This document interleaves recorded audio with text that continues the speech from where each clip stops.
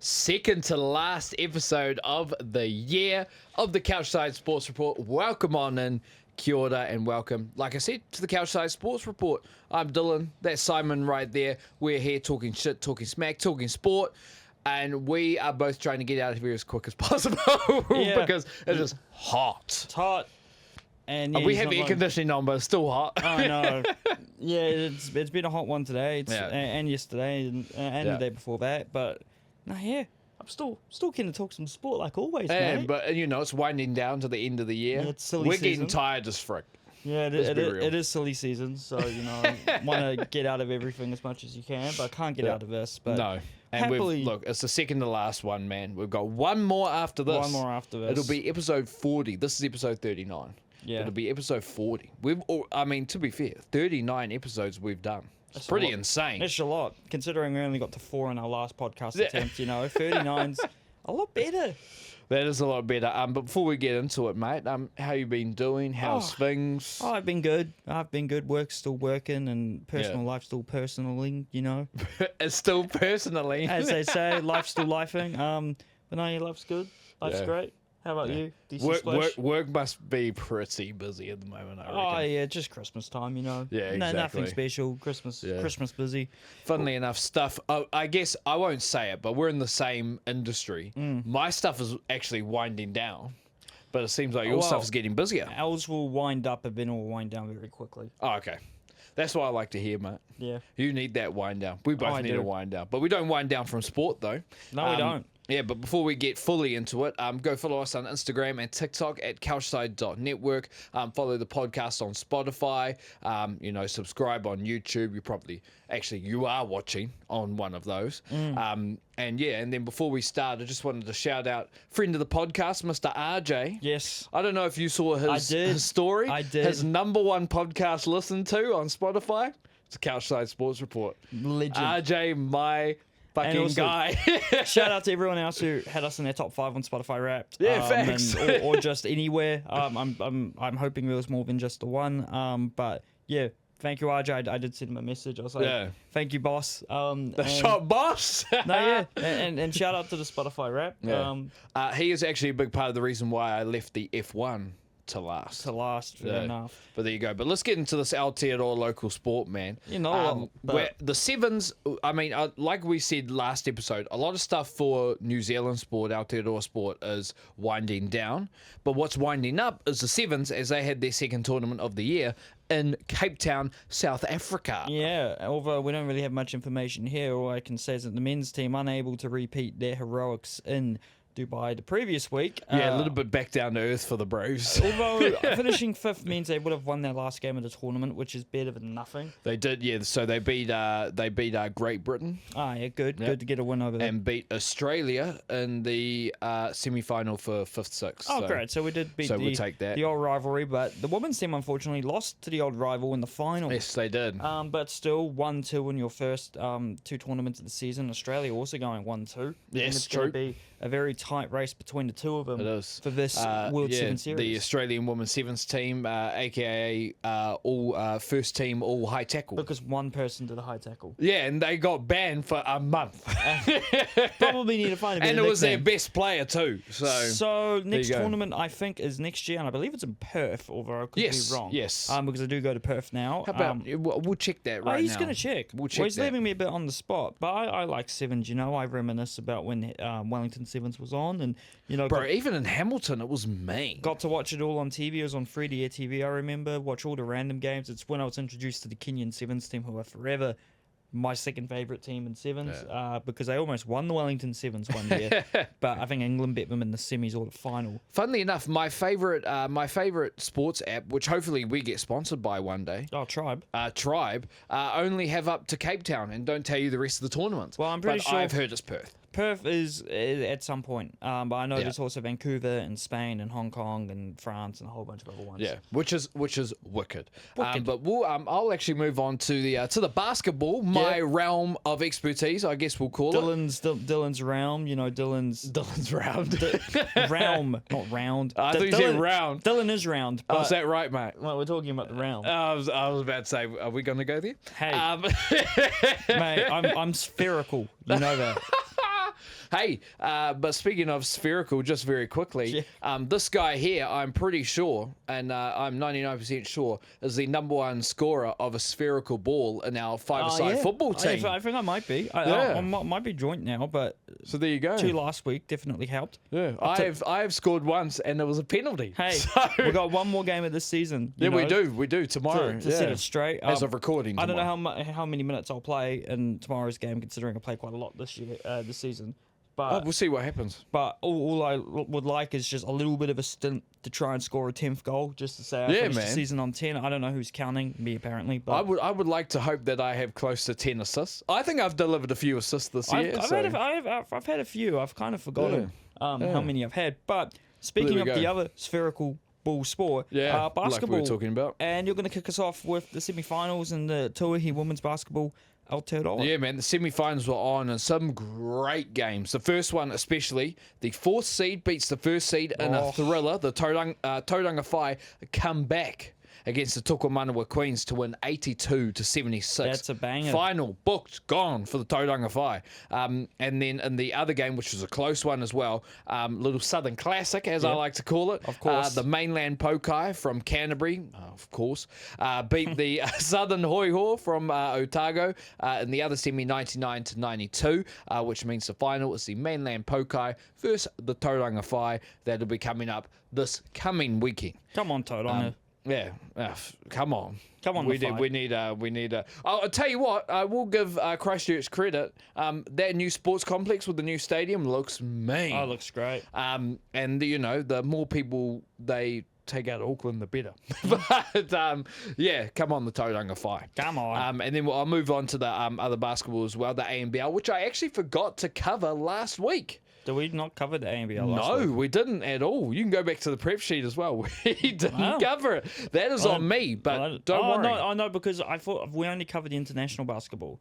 Yeah. Was there not a window? Was it still being played at the same time? No, we only covered the window. Oh, they were still, yeah. Sorry to the few people or any people who only tune in for ANBL coverage. We will repay you today. I don't make the same mistake twice, and it's actually some good news for us at least. Oh, yeah. So let's go into the games at least. The Breakers did play the Kings, the Sydney Kings in Hamilton, and won 95 to 90. Then the Illawarra Hawks beat the Southeast Melbourne Phoenix 113 to 109. The Perth Wildcats beat the Melbourne United 96 to 84 in a little top of the table clash there, or at least top half of the table clash there. The Adelaide 36ers pumped the brakes off of the Brisbane Bullets 90 to 65, and then the Breakers, another big win, which was a game I actually watched. The Breakers actually played very well. That's what happens when we don't commit turnovers, which we didn't in this game, beating the Tasmania Jack Jumpers 99 to 86. Shot very well in that game as well. Cairns Taipans get the away win against the Illawarra Hawks 93 to 76. The Southeast Melbourne Phoenix beat the Melbourne United in the Melbourne Derby 111 to 86. It got scrappy too, which I guess I would say you always love, but I'm going to be careful saying that. But then the Adelaide 36ers and Bryce Cotton returns to Perth and wins by a point, 95 to 94. But the best part of this week is that after all the stuff I was saying about Coach Coppinen, after the horrible start that the Breakers had, I don't know what was happening there, but the horrible start the Breakers had, they right now are in the last spot. Sorry, there's my microphone. The last spot of the playoffs. Wow. At the moment. Well, let's see. If I think there's still a it. little bit of season to go. But there definitely is. But hey, they're there. We'll see what happens. Yeah, we will see. Hopefully we can stay consistent, because that's clearly been the thing. We have the talent to do it. So we shall see what happens. But there is a reason I kept the pillow. Right here. Yeah, I was wondering why I was here to Black Caps. So let's go. Test cricket started this summer for the Black Caps as they host the West Indies. Unfortunately, the first test was a draw. Rachin Ravindra popped off for 176 of 185 balls, with Tom Latham a very nice 145 off the bat for the West Indies. Greaves not out 202. That's all that Dylan's put here, Liam, although I don't think he'll be listening this week because I know he's in the bush. So good luck. Good luck in the bush, Liam. Good luck in the bush. I won't say where he is, but he's in the bush. Yeah. It was a definitely. I think I can go back to the score, but it looked like the Black Caps had the advantage to start. But like you said, Greaves were 202. We had a big finish as well to the let's call it our second innings. But it was enough for the West Indies to get the draw. So I guess we'll see what happens in the next 2 tests. They play 3 tests here. Next 2 tests. But yeah, a little draw to start off. So it's all on, baby. And well, when we move on to the next one, I get you to open up Tribe just to see the next fixtures for these teams because they're not here. Yes, but absolutely. We're on to the A-League. And the second New Zealand derby of the season was held at Mount Smart Stadium on Saturday afternoon with Auckland FC hosting the Wellington Phoenix. And ladies and gentlemen, there is still a God. I'm kidding. Auckland FC take the win, 3-1. Yeah. Lachlan Brook opened the scoring just about 8 minutes in with an absolute tough strike of the ball. He's tough. Although Alex Rufer probably scored a slightly better one later on in the Absolute first strike half. that was, I'm not going to lie.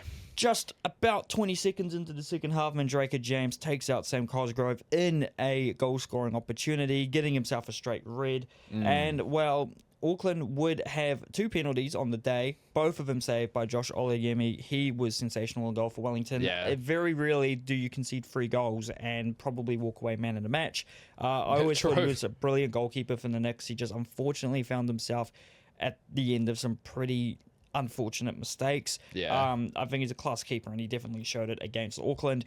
But that second penalty was taken by Francis de Vries. It was saved, but he caught the rebound. And then later on in the game, Guillermo Mai, I believe, scoring his first goal of the season to make it 3-1, to rubber stamp a 5th derby win in a row from 5 possible games. The teams will meet again in February in Wellington. The Knicks will be very much hoping to get a win because they couldn't beat us last season. They haven't beat us this season yet. Yeah. And like I said in that first derby, they had 20 minutes where they had to only play against 9 men. I think for Auckland, Lachlan Brook, obviously a star player. For us so far this season, I thought he was very, very good. But I think it was just a consistent team effort at the end of the day. And go for it. The Wellington Phoenix, just unfortunate. They are still better than they were last year. Yeah, definitely. And unfortunately, the women's team also lost on the weekend to Melbourne City 1-0. They did. But speaking of Auckland, they're away in Gosford on Friday night against Central Coast Mariners. It's a 9:35 p.m. kickoff. And then the Wellington Phoenix host the Newcastle Jets on Sunday afternoon at 3 p.m. And with the A-League Women's, if I can it find should just be right there. I found it anyway. There we go. I just got it. The But A-League, you can't press it. And the A-League Women's, there is a game on Wednesday, which must be a midweek game, not the Knicks, no. They play on Saturday at, midnight on Saturday away in Perth. There you go. So, a classic late Perth game for us here in New Zealand. absolutely, absolutely. So, I'm just going to pause for a little bit because I know, like I didn't know this before, but when a team comes in, they get a little bit, let's call it a boost. yes.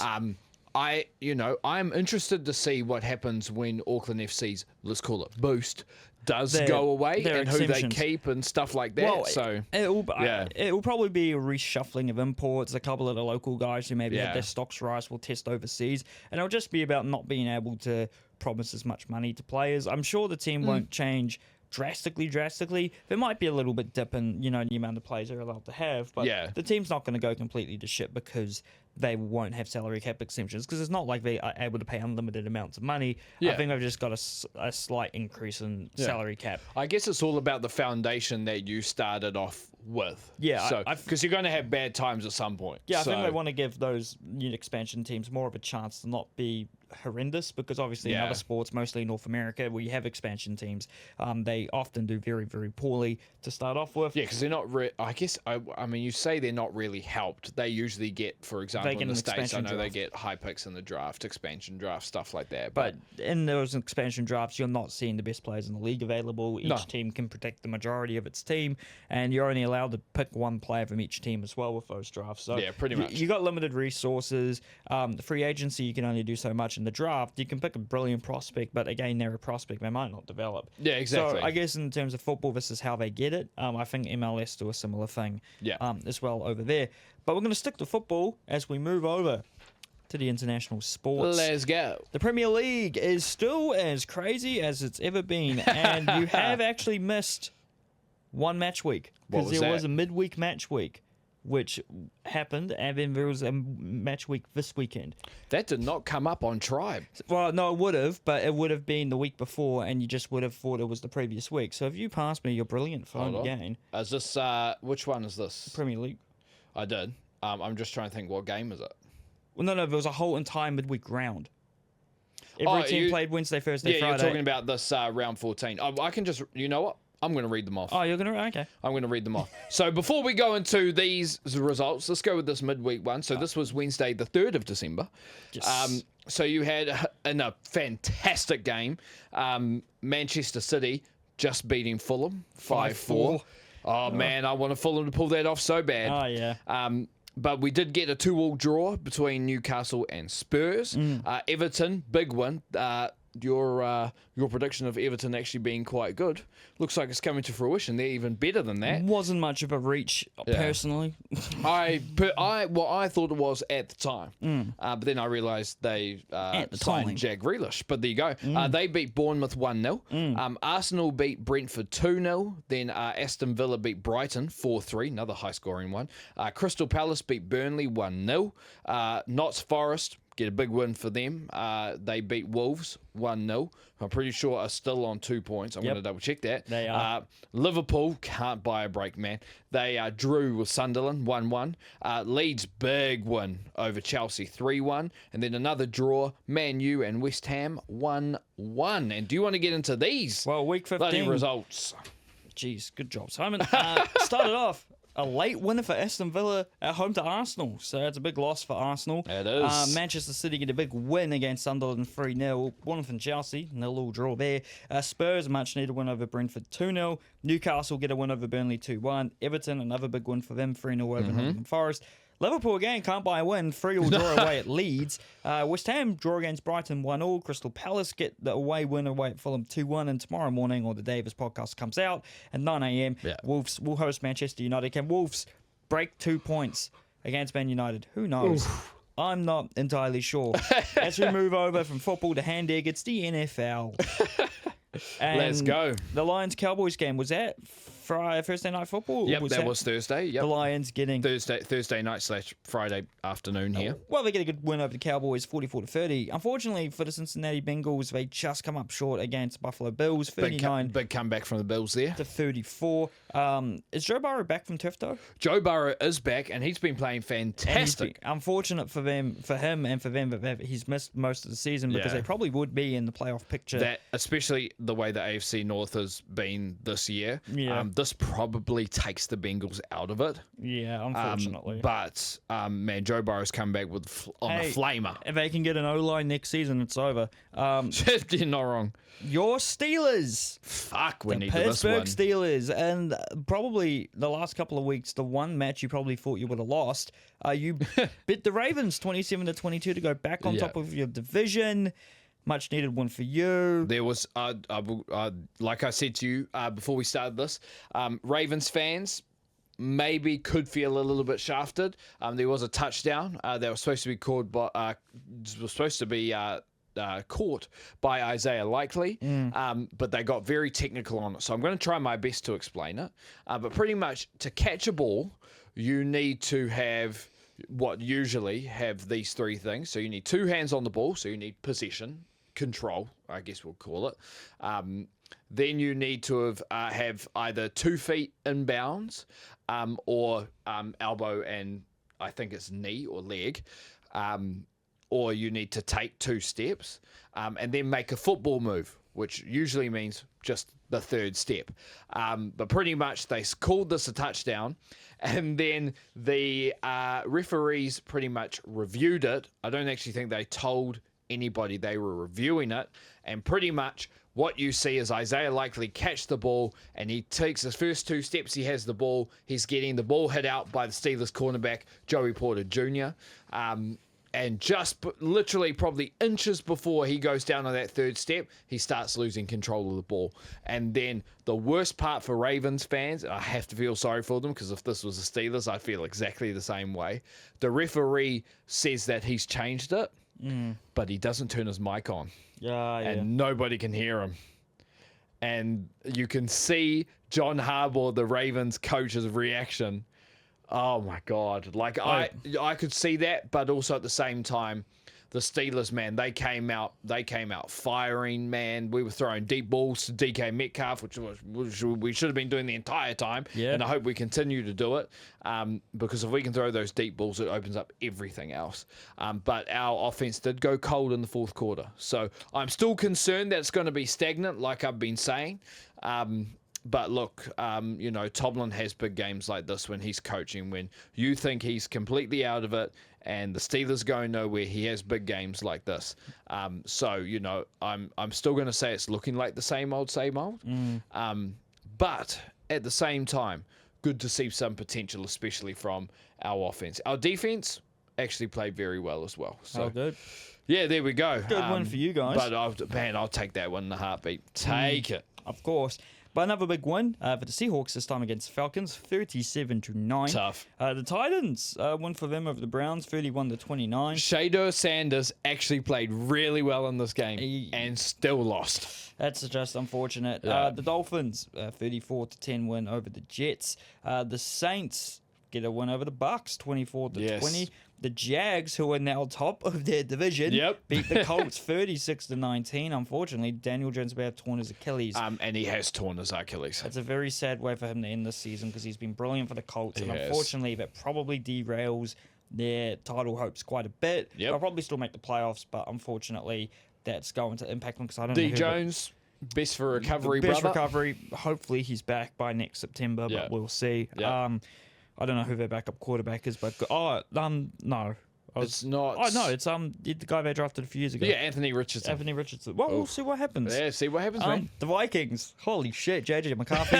Not a bust. I have a friend who tried to say he was one of the biggest busts in NFL. He's going to be one of the biggest busts in NFL history. That's a bit off. Like Jamarcus Russell. And I was like, no one can be a bigger bust than the guy who was given a DVD of training, like, calls to learn, a film to learn, and I gave it to him. He came back to training a week later, and we're like, "Did you watch the film, Jamarcus?" He's like, "Yep, I watched all of it. Just say any call from it, and I'll do it." The DVD was blank. He did not watch that DVD. Crazy, bro. It was blank. J.J. McCarthy, very much not like that. Does not throw a single interception in a 31-0 win over the Commanders. Throws 3 touchdowns instead. Also, this is his first full season. Yeah, you know what I mean? it's his first like, full we can season. make memes of him, but And if he develops into an all-pro quarterback, everybody has to shut the fuck up. And he definitely, had a good system with Michigan, which is why he was drafted so high.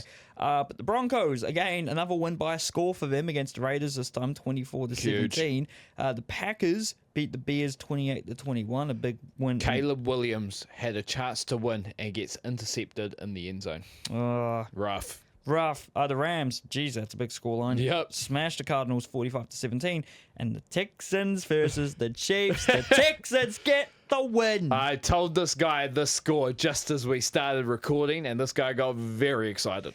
The Texans beating the team which also previously used to be called the Texans, but in Dallas, back in the early days of the AFL. But no, good. The Chiefs are below 500 now. I think they're 6-7. 6-7! Somebody had to do it. So are the Ravens now. It was almost the 6-7 bowl against the Steelers. Because now the Steelers are 7-6. They lead the division. More like 6-7 story. And on the day... we are the cringiest guys. Just wait for on episode YouTube. 67 next year, guys. Not next year, tomorrow, when this comes out, the Chargers play the Eagles. That'll be a good game. This game, so on ESPN, is themed some sort of way. I think it's like the I can't remember. I think it's animated or something like that. Oh, yeah. I don't know who's doing it. But I just got a message from Gabrielle, my girlfriend, who was very interested when she saw the front cover of the game on Disney Plus. Of the Chargers-Eagles game. So, you know what? I might ask her for some updates next week about this game. What are they filming the game on? Because they do this all the time. Let's go. This loads very slow. I believe ESPN or some of the other broadcasters, they're able to... It's not Nickelodeon? Oh, it could be Nickelodeon, because they do the game in augmented reality, and they've done the Toy Story one. They did the Simpsons one where Bart picked off Homer? Yeah, yeah. That was great. Like a live game, and they superimposed Yeah. Homer Simpson onto one of the quarterbacks and Bart onto a safety Yeah. or a cornerback, and So- it was absolutely brilliant. If I go to Ethban, which Go. I'm on now, Go to Espen. it is.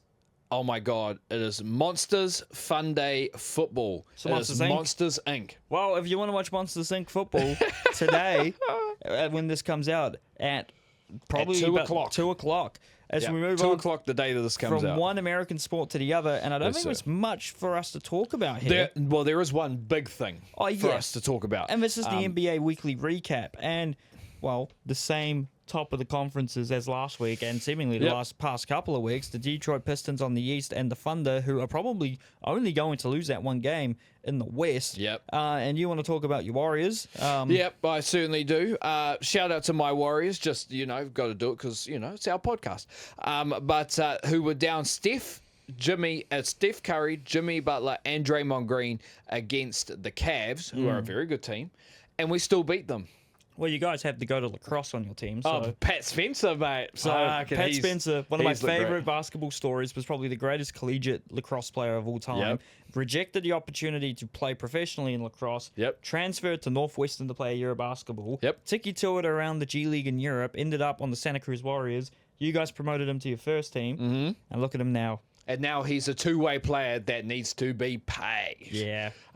So it'll be interesting to see how we work that out. But I think the big thing of the NBA this week was all the rumors that started of Giannis and his agent talking to the Milwaukee Bucks about his future in Milwaukee. So Giannis Antetokounmpo drafted in 2013 by the Bucks, the same draft as Steven Adams, probably two of the best players taken in that draft. Can we quickly pause for a second just to go off topic? Steven Adams leads the league in offensive rebounding per game. That is my guy. Well, every team Steven Adams has been on in the last 10 years, they've led the entire league in offensive rebounds. And it's because of him.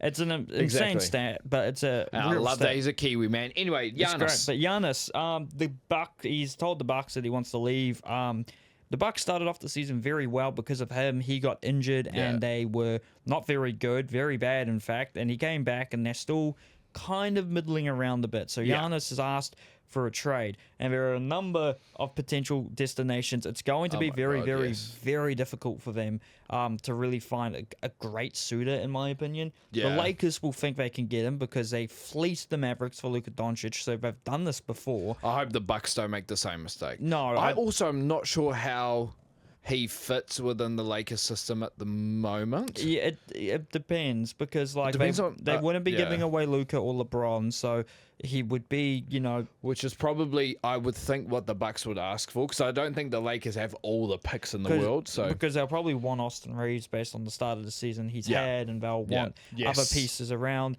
But then if you just go from conference to conference and look at all the other potential teams, the San Antonio Spurs have also been seen as one of his potential teams. They would lose one of their two young guards, whether it's Dylan Harper or Stephon Castle, and probably some other players. But would they? The only reason I say that, they do have De'Aaron Fox there. That is true. If they do, I wouldn't do that because I think you need a guy that's, in his prime, I'll call it veteran presence, but in his prime. But you get the partner Giannis with Wemby, which I think is the massive allure over there. I would like to see how that would work because, Wemby's 7'5", so I know he can shoot, but he's going to get inside at some point. And Giannis does most of his work inside the paint. It's a really interesting. So it'll be interesting if that happens, if it works. And then you have other teams in the West, where I don't really know if there's any other real great landing spots for him in the West. You'd probably rule out the Clippers, you'd rule out the Warriors, you'd rule out the Trailblazers, you'd rule out the Jazz, the Nuggets. There is one team that you would not rule out, though. In the West. In the West. Are they... Think about it. The New Orleans Pelicans? No. No? It is the team that is right now 23-1. Oh, the Thunder. The Thunder. The thing is, that would take the piss, and they probably don't really need him. But they have... No, they don't. But they can get him if they want him. If I was the Thunder, I've got what's working right now. I would not change a damn thing. But they have. But they have the picks to do it. They could give 4 picks, Hardenstein and who else? One other player. And probably, I guess you could give Lou Dort, but... Lou Dort, yeah. Yeah. And that'd be enough because Hardenstein and Dort are Yeah. still fairly young. The Bucks get 4 picks. Yeah. I'm just going to say, though, I'm going to say it to the camera, Thunder, what you've got is working. Do not change it. No but... point. That is a team that could actually do that. Probably it would all like salary cap and stuff would eventually come into play. Oh, So yeah. I'd like to see how that would work. But Matt, that could happen.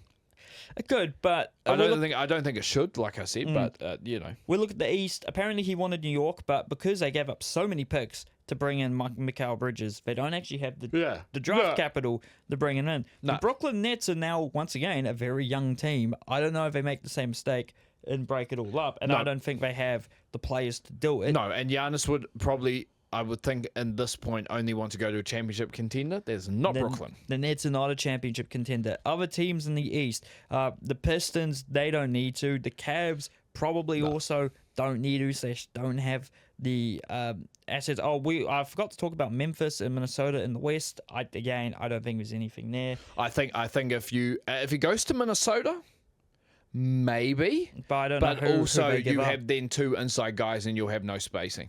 So, And then other teams around the league that you can easily rule out. The Hornets aren't going anywhere near No. him. They've got a nice young team building up. The Heat, one of those teams who I think could maybe just suddenly appear as a potential destination. they do tend to do that. Because they are a destination team. I don't know who they'd give up or who they'd have to give up and if it would work.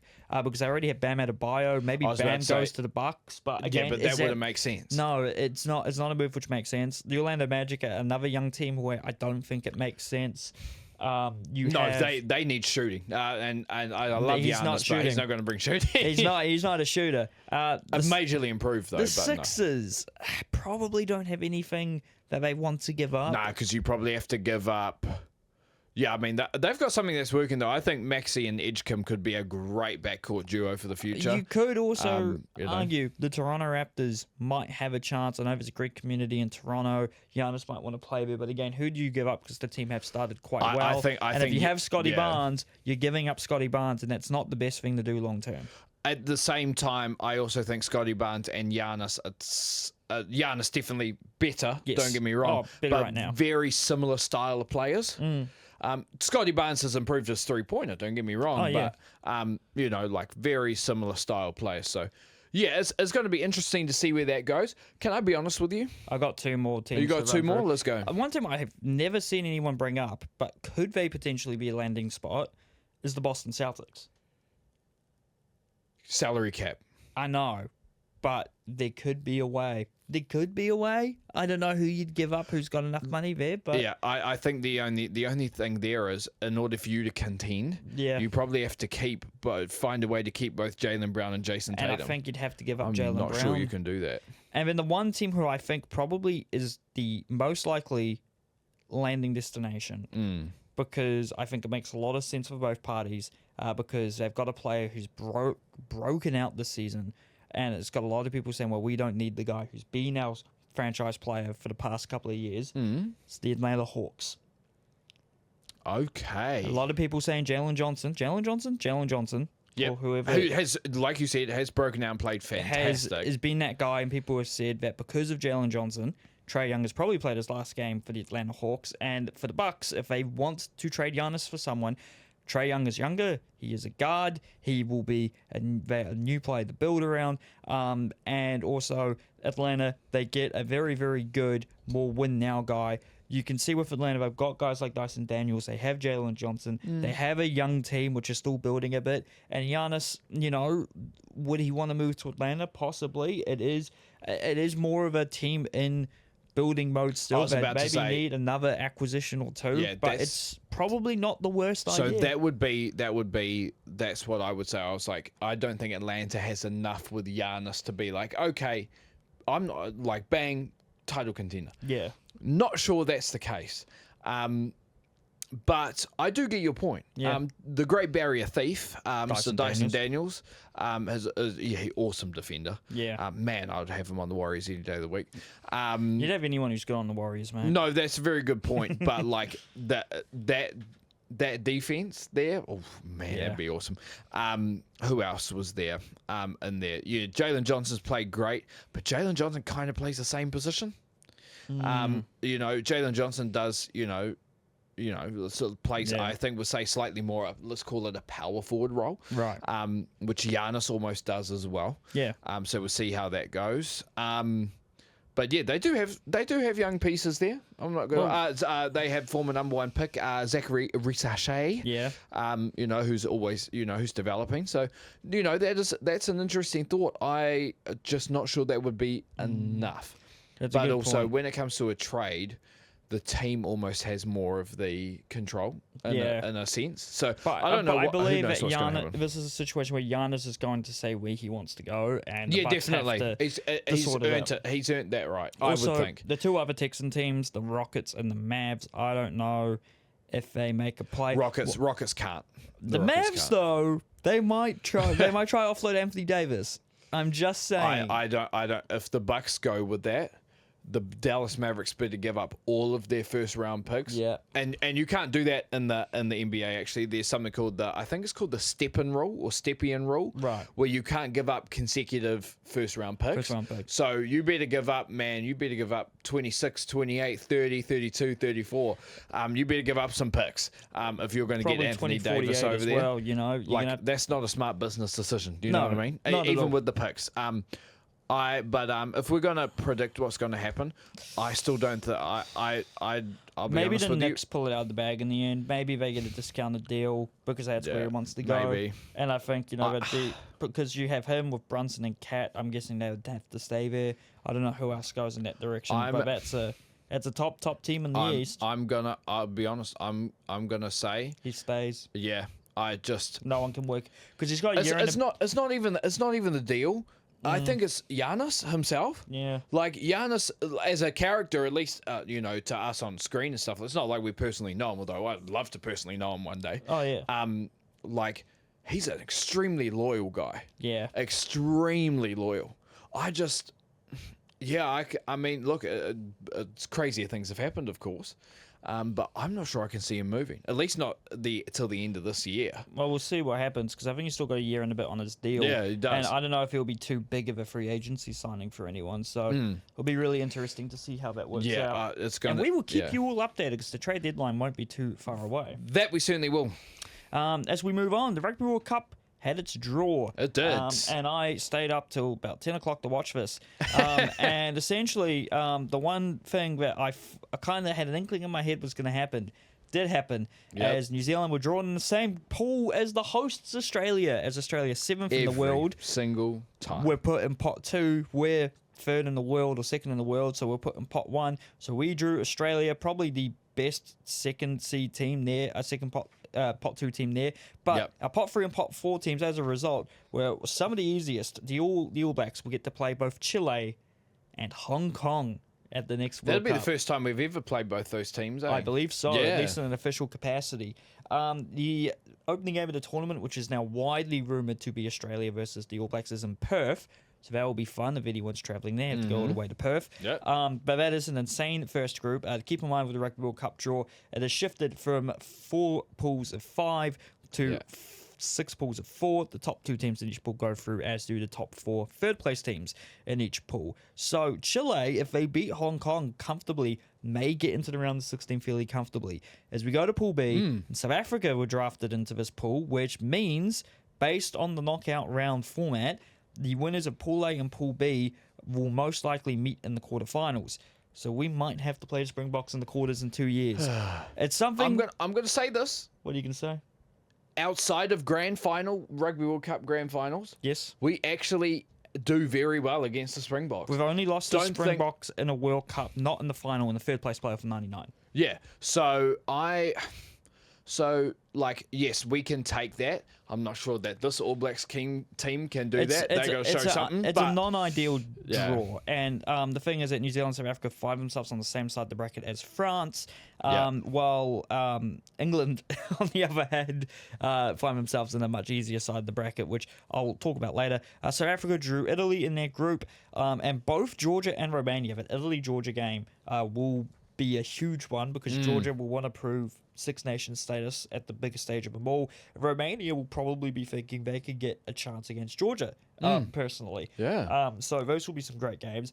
Pool C, Argentina and Fiji, the two big teams there. That will be a great game. They haven't That will played. be a great game. I believe they haven't played in any capacity since 2003, or at least in a World Cup since 2003. So that will be a huge game. Very different styles of rugby. How will they match up against each other? We'll find out in 2 years. Spain and Canada find themselves here. There we go. Spain will be hoping to beat Canada fairly easily. Canada will be hoping for an upset against Spain. And Spain might be thinking they can give Fiji a little bit of a run for their money. They played each other in Spain recently, but I forgot. I think Fiji got the win in the end, not by too much, but I don't know how strong of a Fijian side it was. And Pool D, Ireland, maybe also a little bit aggrieved. They got Scotland. But the next two teams, I cannot wait for the match between these two teams. This is probably going to be my match of the tournament. Uruguay-Portugal. This is going to be such a great match. Portugal beat Georgia at the last World Cup. Bet Fiji at the last World Cup. Did. Came very close to also beating Georgia, but missed a penalty or a conversion right at the end. And to me, they actually had, I think it was in that Georgia game, the try of the tournament. Which was the try they scored off the line out?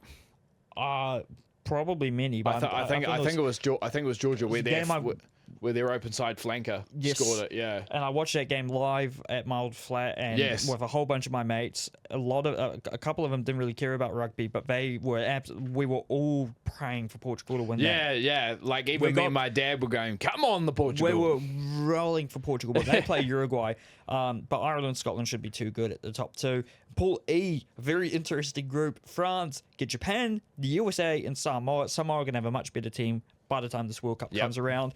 Japan will always be decent, but Japan, Samoa, that'll be a banger too. That will be a banger. They'll probably determine second. And Pool F, England draw Wales. They also draw Tonga and Zimbabwe. If I was Wales, I'd be shitting bricks because a full-strength Tongan team at the World Cup will give them a lot of grief and potentially put them in third. Wales, thankfully for them, should have more than enough to beat Zimbabwe.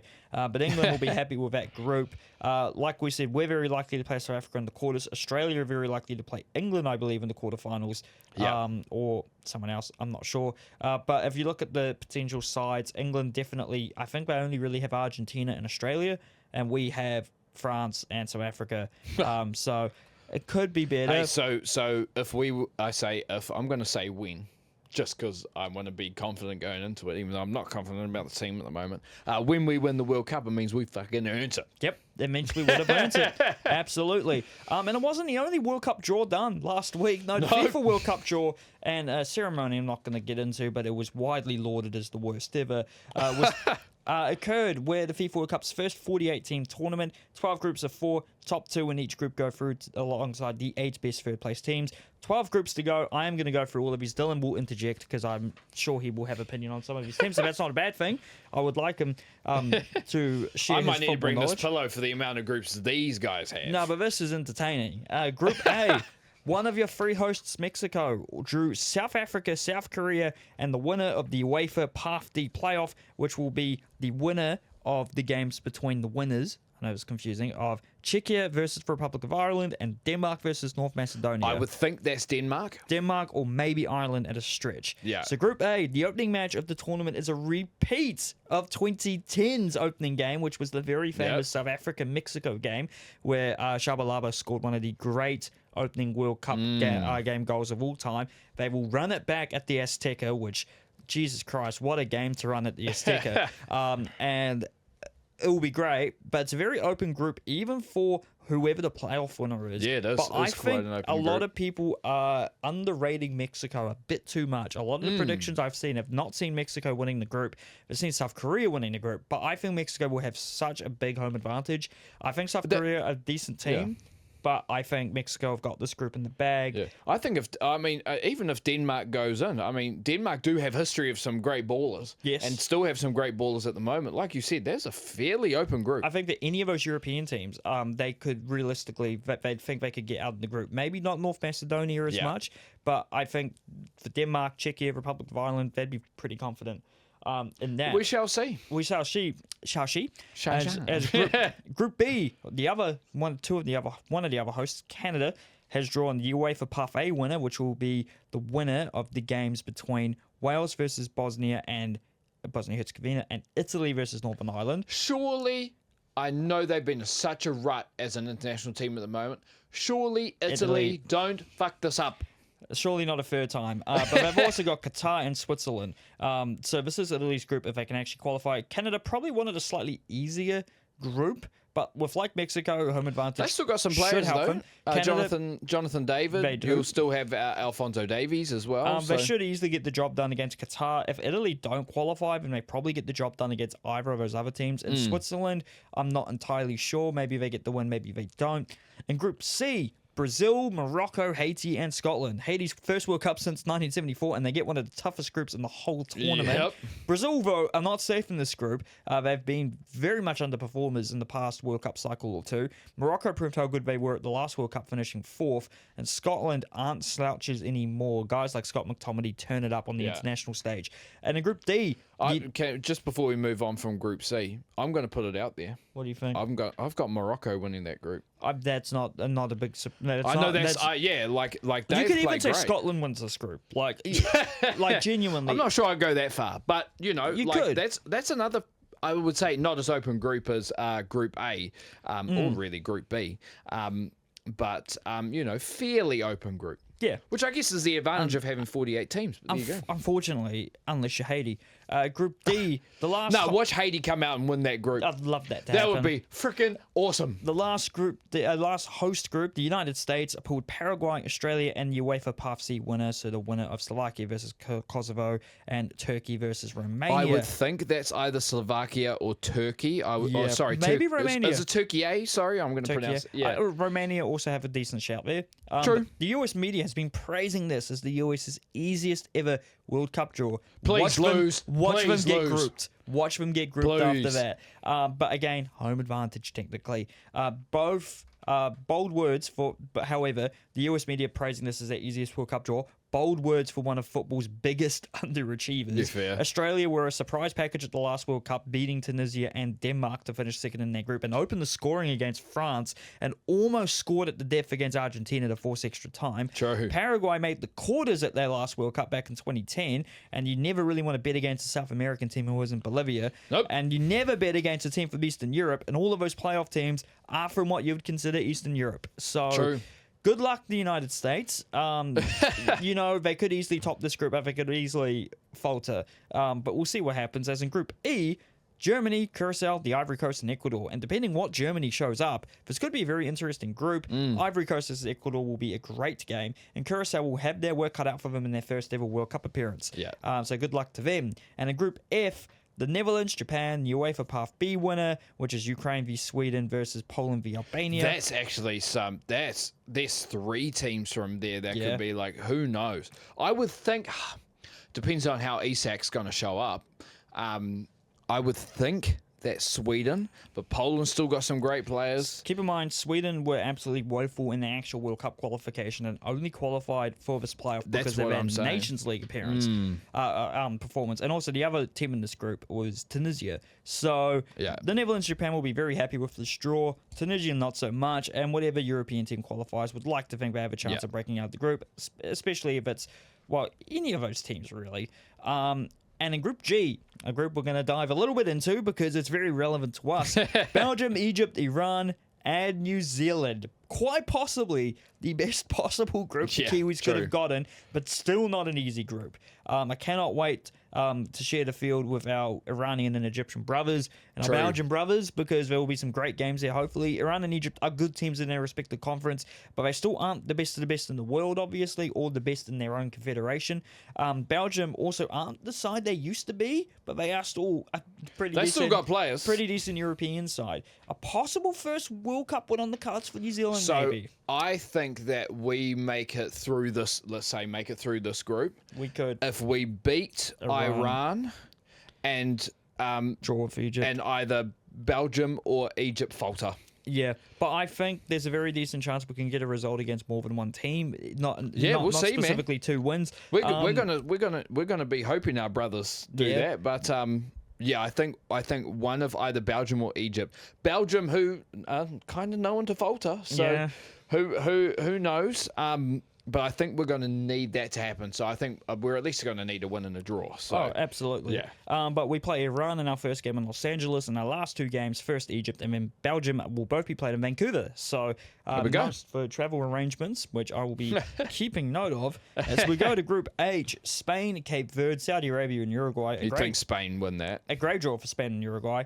Cape Verde are World Cup debutants, and Saudi Arabia have barely qualified for this event, so they will be very confident. And in Group I, the first group with an intercontinental playoff winner, you have France, Senegal, and Norway, having the winner of Iraq versus one of Bolivia or Suriname. This could be a very interesting group, as France is still a great team, Norway at an all-time best, and Senegal are one of the best African teams on paper. Yep.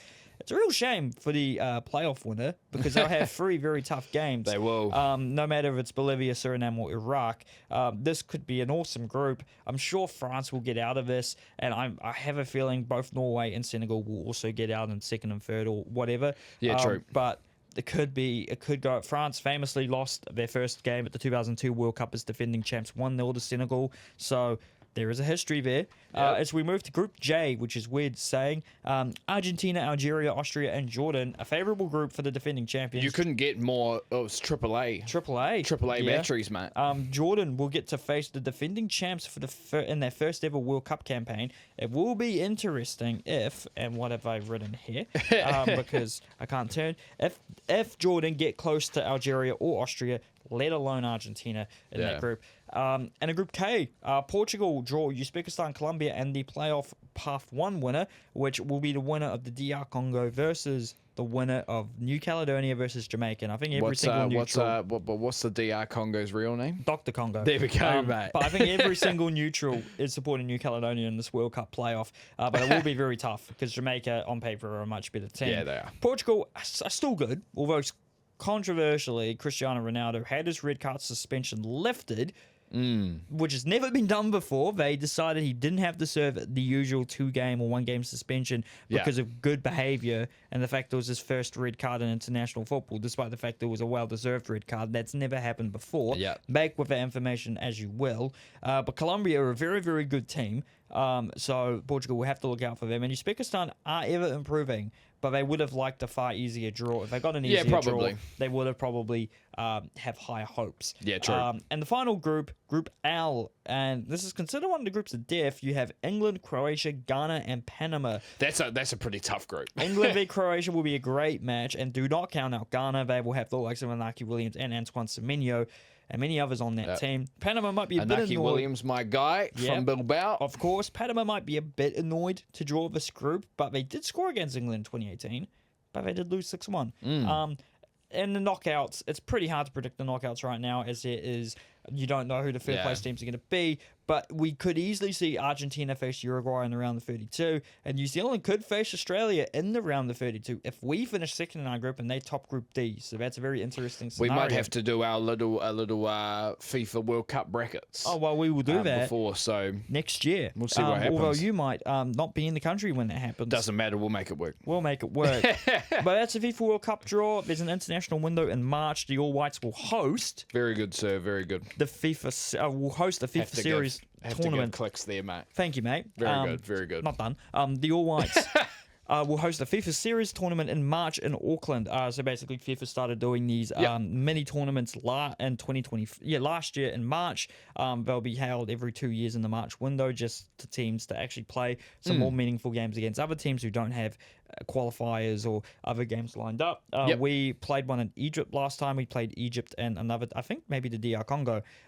So we will host one this season in March. Apparently, all the other teams in the tournament will be higher ranked than us. So that's promising. Who those teams will be, we will find out. Well, it means we get to get better, you know. It does mean we get to face some good competition ahead of the World Cup. As we move on, once again, to Hand Egg, the college football playoff bracket has been set, and a massive number 1 seed, not one I think a lot of people were predicting at the start of the season. Nope. The Indiana Hoosiers. Known for basketball, not anymore. No. Fernando Mendoza putting in the work at quarterback for Indiana. This is definitely Indiana being a team who are this good now because they can pay the players. Yeah, true. Yeah. Because I think I saw a joke. Someone said you can tell Indiana hadn't really figured out how to illegally play players back in the day, because clearly now they're playing players and now they're the number 1 team in the league. But they beat Ohio State in the SEC championship game. SEC Big Ten. Big Ten, sorry, to get this game. Georgia, they beat Alabama, or they did to finish third, and Texas Tech.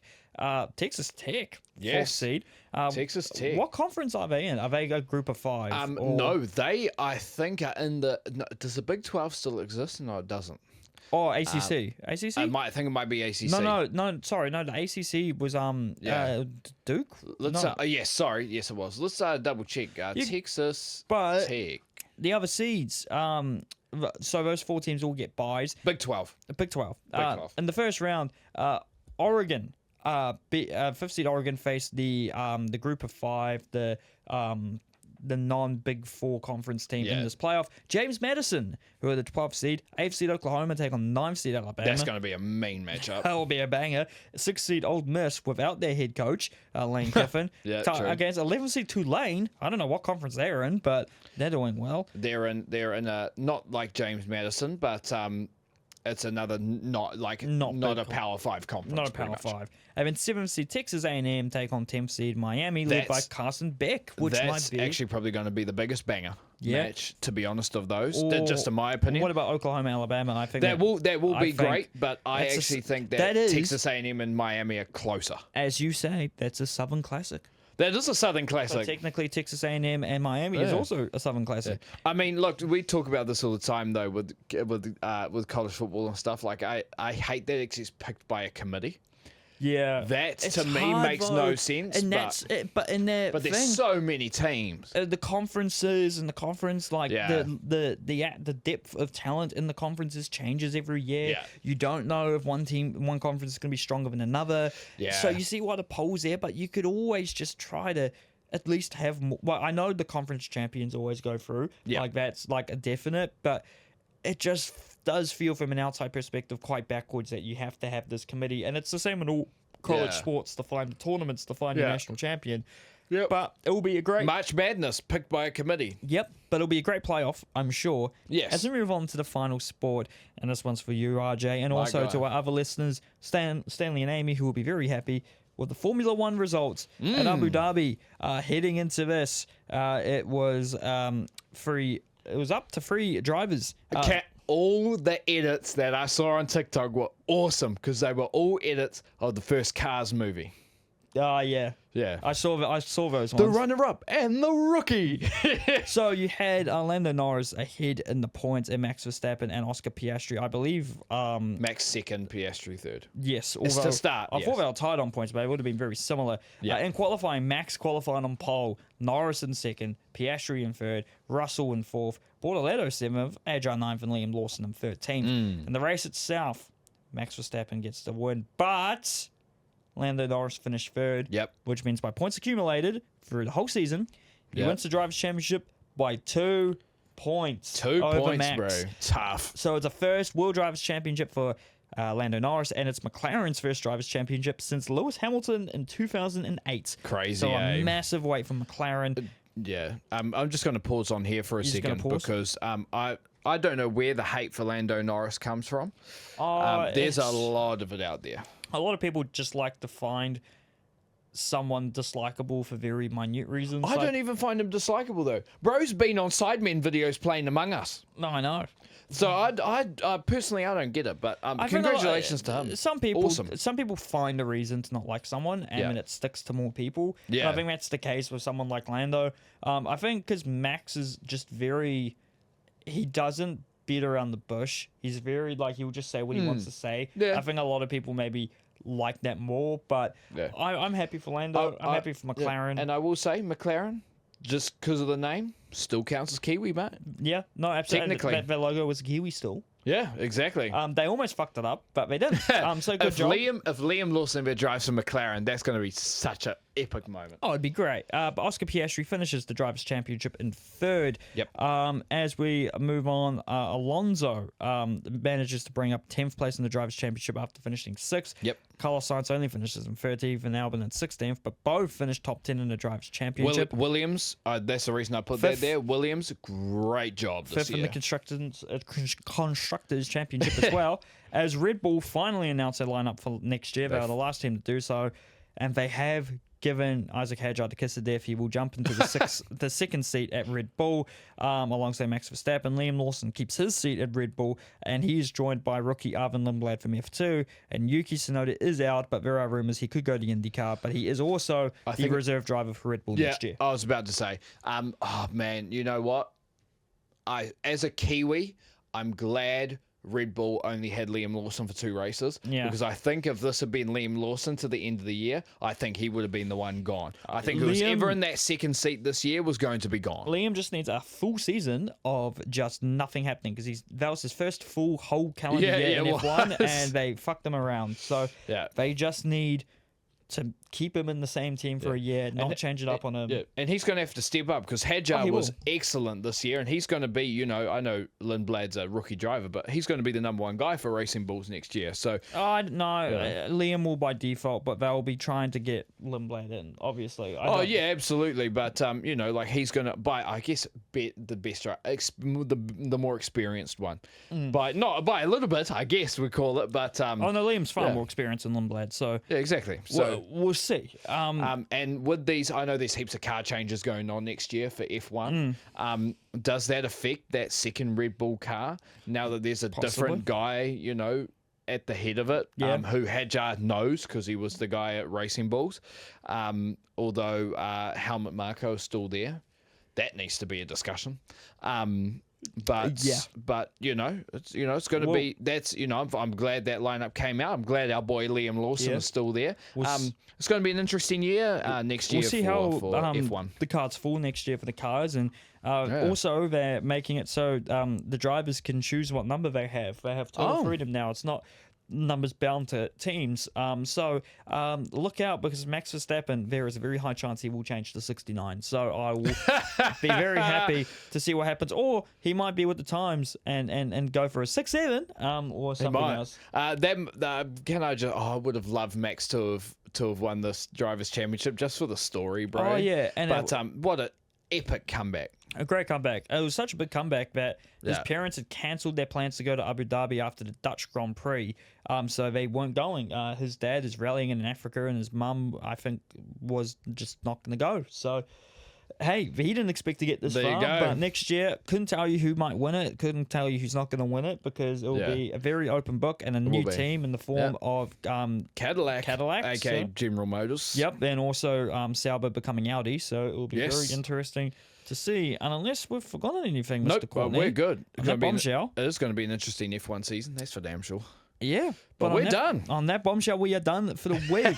Penultimate episode of the year, complete, done, sealed, and mailed away. One more episode next week to go for the year. Episode and then 40. We're going to have and I'm going to say this, well-deserved summer break. I can't promise anything special for episode 40. Maybe we do something we don't usually do. I don't know.